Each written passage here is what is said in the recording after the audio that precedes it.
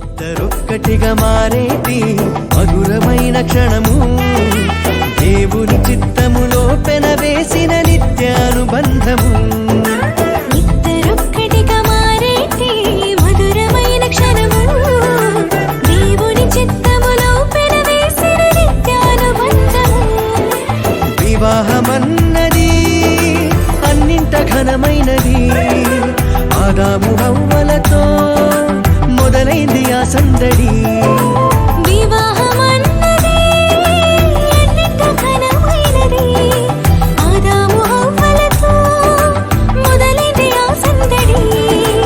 ఇద్దరొక్కటిగా మారేటి మధురమైన క్షణము దేవుని చిత్తములో పెనవేసి